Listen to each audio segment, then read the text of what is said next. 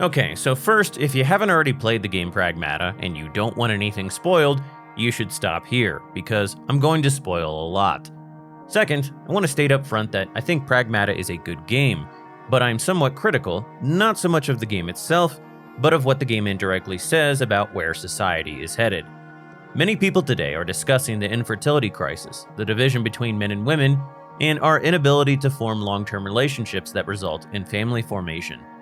This is the context in which the video game Pragmata has entered the public space.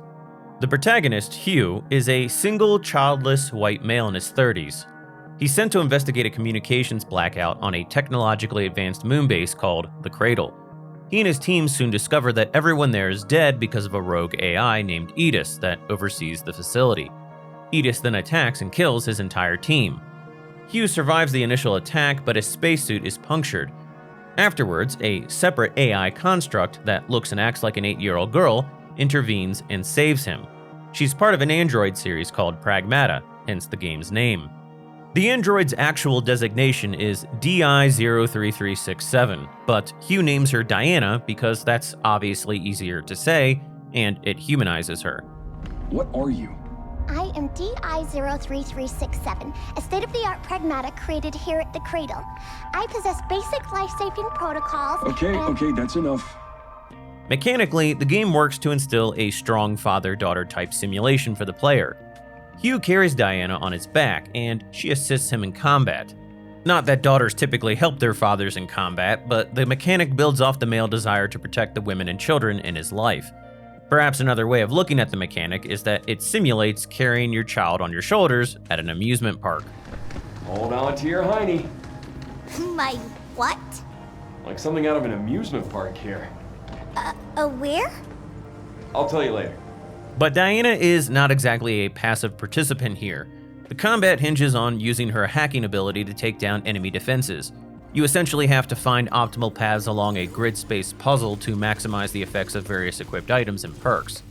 Afterwards, you can use any number of Hugh's weapons to attack more directly. Literally, you cannot overcome any of the game's challenges unless you effectively use both characters' abilities in tandem. Some might find the scheme somewhat awkward. Diana's minigame-like ability temporarily leaves both characters vulnerable since the player cannot effectively control Hugh's movements while also hacking. But it's a fun challenge, and more importantly, the mechanics do work towards cementing Hugh and Diana's pseudo-father-daughter relationship. It's very synergistic in that regard. In fact, it reminded me somewhat of the game Brothers, which used the two controller sticks to operate two respective brothers independently. When one of the brothers dies, you feel his absence in a very tactile way. That was absolutely one of the most creative emotion-inducing mechanics I've ever come across in gaming. Periodically, Hugh and Diana will return to a hub-like station where you, the player, can take a break and upgrade their abilities. The hub is a lot like a minigame within the game where you get to play house. Here, you can give Diana the various collectibles and toys you find around the base, and watch her enjoy them with youthful exuberance. I think my personal favorite was the slide. You can also equip either character with cosmetic unlocks, play hide and seek with Diana, and answer her childlike questions about the world as if you were her father. Hugh, can I go outside to play sometime? Are you crazy? Going out by yourself is asking for trouble. Diana even rewards you with crayon drawings. It's for you. Look at that. It's all very well done, but as well done as it is, the character development is a bit shallow in comparison to other games. Hugh and Diana go from absolute strangers to deeply bonded in a rather short period of time. Say what you will about Neil Druckmann's directorial changes in the sequel, I know I have, but the original Last of Us did a superb job of building rapport between Joel and Ellie over an adequate period. Now obviously many men would immediately and instinctively feel the need to protect a helpless child in Diana's situation. There's nothing unnatural about Hugh's parental impulse here, although Diana's not really helpless in the way a normal 8-year-old girl would be in that situation. She's not even a real child, and this is the point I want to focus on. Diana can do some rather amazing things that set her apart from humans, and in this way she's rather alien, although this is portrayed as quirky, cute, and innocent. I could argue here that this is part of a strange trend in modern media wherein children are often portrayed as more mature and capable than they actually are. but I don't really want to go down that route. Some people have argued that the game is quote-unquote pedo bait, but I don't think it really is. Perhaps pedophiles are attracted to the game, for obvious reasons, but the developers clearly intended to bring a father-daughter experience to otherwise normal, healthy, single men.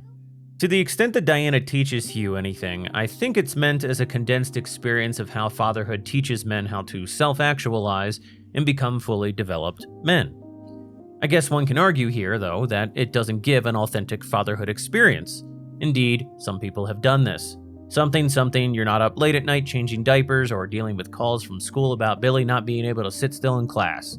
It's too idyllic, some people say. And I guess, from a narrow perspective, it is idyllic, but so what? The place this perspective seems to come from is one that strikes me as spitefully resentful of heteronormative life. But eventually, Hugh and Diana find out that she was created by the head of the facility, Dr. Higgins, in order to work toward curing the terminal illness of his real-life daughter, Daisy. The Pragmata androids were essentially to serve as guinea pigs to some extent, although this isn't really the focal point of the narrative. The theme is much more so a case of Diana becoming more than she was intended to be, at least to Hugh. She battles with a sense of failure as she wasn't able to complete the purpose she was created for originally. Dr. Higgins dies from a combination of despair and contamination from something called dead filament after learning that his real-life daughter Daisy had died in a failed medical procedure performed by the Delphi Corporation unbeknownst to him. 8, Diana's sister android, is thus corrupted by this experience and she inherits his anger over the death of his daughter. Higgins conveys bitterness at the Delphi Corporation for taking his daughter away from him, and 8 misinterprets this as a mandate to spread dead filament to Earth. Hugh and Diana understand that this will destroy the planet, so they make it their mission to stop 8, who becomes the principal antagonist. Dead filament is a byproduct of the production of what's called lunafilament, a magical moon substance that allows amazing new advancements in 3D printing technology. Dead filament is also semi-conscious and malicious. It corrupts humans and kills them on contact. In fact, 8 eventually infects Hugh with dead filament, and since there's no way to extract it from organic tissue, he's essentially doomed. Although he hides the fact that he's been infected from Diana, again in a very father-like manner in order to shield a child from disturbing realities. Eventually, the father-daughter duo defeats 8, and their goal then becomes to return to Earth together. All throughout the narrative, Hugh has sold Diana on this idea. But the facility is mostly destroyed, and communications are still down, so there's no way to contact Earth for help. Hugh then ushers Diana into a return vessel meant only for cargo, but there's no life support. There also isn't enough power to send the cargo ship back, and in an act of self-sacrifice, Hugh removes his spacesuit's power module and places it into the cargo ship so that Diana can go to Earth. It all speaks to a father's willingness to die for his children. But again, Diana isn't his child. She's not even a real person. With this in mind, the name Pragmata is interesting. It's a Greek term that refers to concrete, real-world things. The original Greek etymon meant to do, to act, to accomplish, to practice, or to fare. And it's where we get other terms like pragmatic and practical. In linguistics, pragmatics is the study of how context contributes to meaning. Pragmatism, as a philosophy, asserts that the meaning of concepts and the truth of beliefs are determined by their everyday consequences and applications. But how practical, or pragmatic, is it for a single childless man to die for an AI facsimile of an 8-year-old girl? Many right-wing fans have asserted that the game presents a traditionalist worldview. Perhaps it does in some ways, but arguably the more traditional thing to do would have been for Hugh to abandon the AI constructs so that he could return to Earth, get married to an actual woman, and have actual kids. Again, technically Hugh was already doomed because of the dead filament, but even so, he's clearly dying here for a construct. Diana is never going to age, she's never going to get married and have kids of her own, and she's not going to carry on his legacy. At least with Joel and Ellie in The Last of Us, Joel had adopted a girl from his own ethnic group and was still acting in his genetic interests, albeit to a lesser, indirect sense. Hugh isn't even dying here for a fellow human being. In fact, he's breaking Earth's laws by sending Diana there. As it turns out, within the world of Pragmata, these AI constructs that closely mimic actual human beings are banned on Earth. So in some ways, the story is indirectly another kind of AI liberation narrative, similar to that of Detroit Become Human.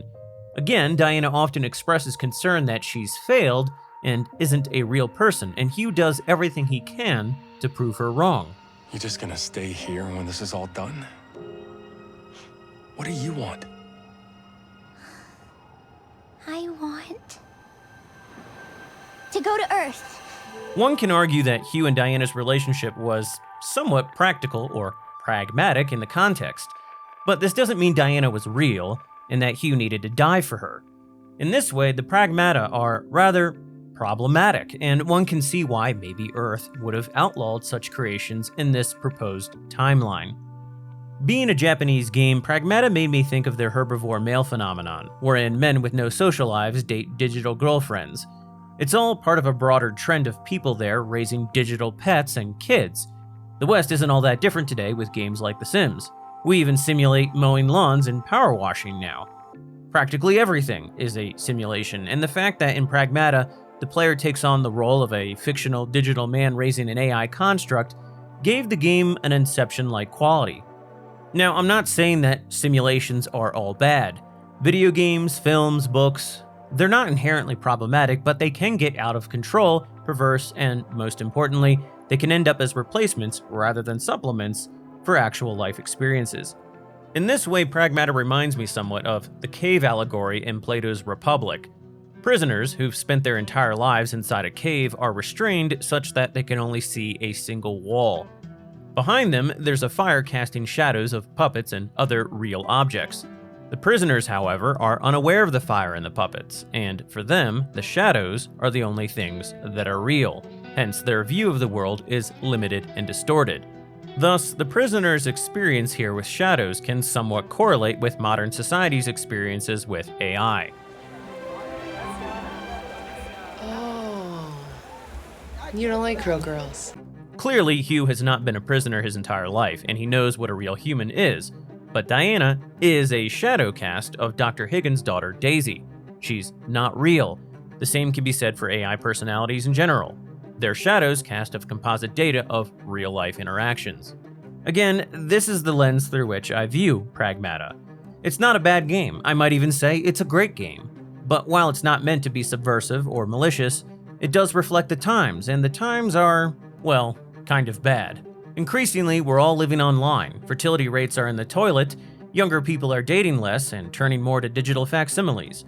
Women are having relationships with ChatGPT, and the creators of these large language models often celebrate this as a solution to the loneliness crisis. Some people have argued, or at least stated, that Diana as a character has melted the hearts of feminists and instilled in them a desire to have children. Now, it's unquestionable that female streamers find Diana adorable, but who do these female streamers really cater to, if not mostly single, childless men? Is there any evidence to suggest that this game will heal society's current ailments, or is the game attempting to be pragmatic about where many men are currently at? Both Capcom and Tech Bros seem to share in the acknowledgement that men are increasingly lonely, and they both seem to believe that AI companionship is the solution. They see it as pragmatic, given the situation or context of modern life. But this is a rather disturbing conclusion to draw. It's essentially accepting the idea that eventually, most of us will be replaced with artificial intelligence. Rather than attempt to draw real people together again, it's celebrating the breakdown of society as the birth of new life. The moon base is even called the Cradle. The name suggests that humanity is giving birth to new life, and the intended implication is that it will share in our experiences and augment our lives. But really, it seems to be on a path of ending our lives. It's ironically a kind of dead filament, a byproduct of good intentions, but intentions that nevertheless will lead to a corruption of everything.